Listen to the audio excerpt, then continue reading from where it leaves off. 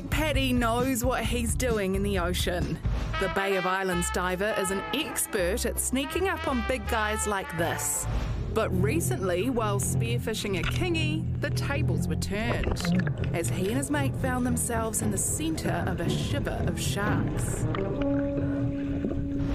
At least 20 bronze whaler sharks tucked into their kingfish, and for a moment it seemed as if Zach and his mate would be next. There's a lot of sharks.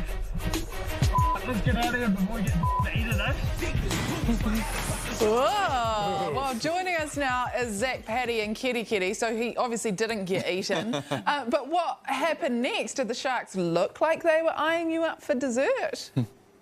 They were. We ended up giving them the fish because I'm not going to fight them for that one. But we kind of floated around for a bit, gave them a few little kind of deterrents. The old, no sharks were harmed in the making of the video, but it was a bit spooky overall. But we got out safely, and it was a good day. Can you tell us how you were feeling, sort of mid-attack?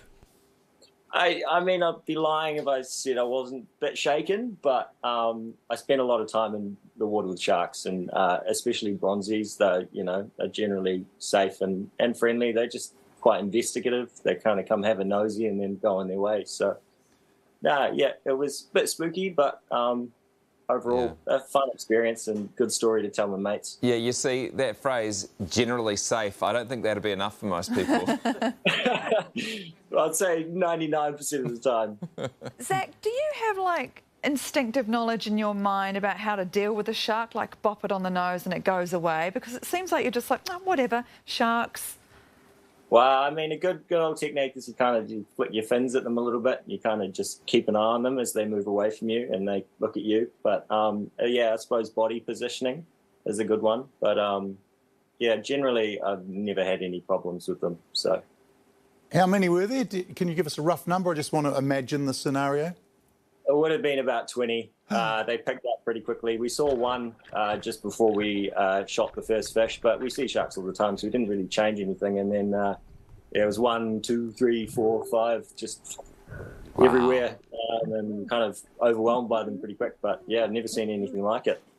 To be fair, you started this by shooting a fish and making it bleed, right? Much, yeah. Yeah, I'm sure you're keen to impress on people that sharks aren't the enemy and not to be too unduly worried about them attacking us. Absolutely not. So misunderstood. Amazing, beautiful creatures, and